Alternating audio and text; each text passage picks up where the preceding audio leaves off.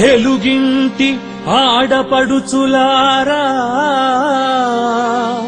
తెలుగు తమ్ములారా, అమ్మలారా, అయ్యలారా, వినండి మన అవినీతి యువరాజు కథ చెవులారా.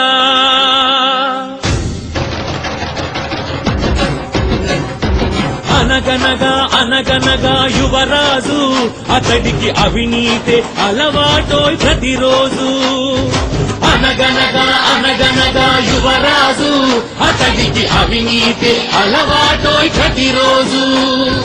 ముఖ్యమంత్రి కొడుకునని ముడుపులివ్వమన్నాడు, సెటిల్మెంట్లు చేస్తానని సైటులు కాజేశాడు. జగన్నాటకాలాడి జనుల మోసగించాడు. రాత్రికి రాత్రే 1,00,00,000 కోట్ల రూపాయల వారసుడయ్యాడు. 1,00,00,000 కోట్ల రూపాయల వారసుడయ్యాడు. అనగనగా అనగనగా యువరాజు, అతడికి అవినీతే అలవాటోయ్ ప్రతిరోజు. అనగనగా అనగనగా యువరాజు, అతడికి అవినీతే అలవాటోయ్ ప్రతిరోజు.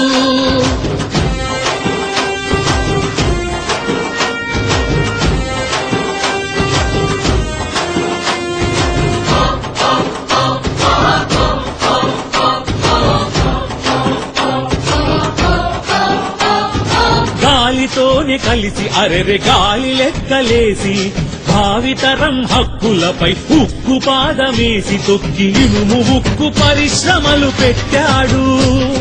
గనులు తవ్వి గుల్ల గుల్ల చేశాడు.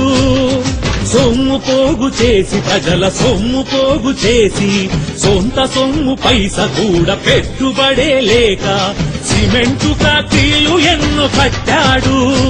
మన కళ్ళల్లో బూడిదని కొట్టాడు. పరువు కాచుకునేందుకే పత్రిక మొదలెట్టాడు. అబద్ధాలు చాటేందుకే టీవీ తను పెట్టాడు. రాత్రికి రాత్రే 1,00,00,000 కోట్ల రూపాయల వారసుడయ్యాడు. 1,00,00,000 కోట్ల రూపాయల వారసుడయ్యాడు. అనగనగా అనగనగా యువరాజు, అతడికి అవినీతే అలవాటోయ్ ప్రతిరోజు. అనగనగా అనగనగా యువరాజు, అతడికి అవినీతే అలవాటోయ్ ప్రతిరోజు.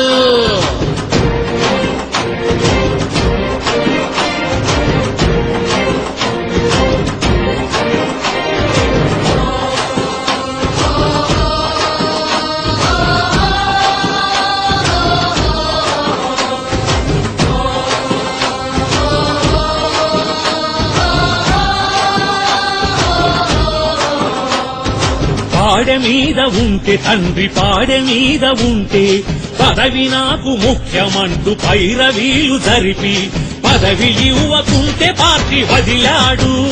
ఇప్పుడు వీధులెక్కి విర్రవీగుతున్నాడు. ఇల్లు లేక పాపం పేదవాడు ఉంటే, పెద్ద పెద్ద ప్యాలెస్లను ఊరూరా కట్టుకుంటూ, నల్ల డబ్బు చల్లుకుంటూ బతికాడు. జనుల కొల్లగొట్టి కులికేందుకు నడిచాడు. అవినీతే ఎజెండాగా పార్టీ స్థాపించాడు. ఓదార్పను నాటకంతో ఓట్లు అడగవచ్చాడు. రాత్రికి రాత్రే 1,00,00,000 కోట్ల రూపాయల వారసుడయ్యాడు. 1,00,00,000 కోట్ల రూపాయల వారసుడయ్యాడు. అనగనగా అనగనగా యువరాజు, అతడికి అవినీతే అలవాటోయ్ ప్రతిరోజు. అనగనగా అనగనగా యువరాజు, అతడికి అవినీతే అలవాటోయ్ ప్రతిరోజు.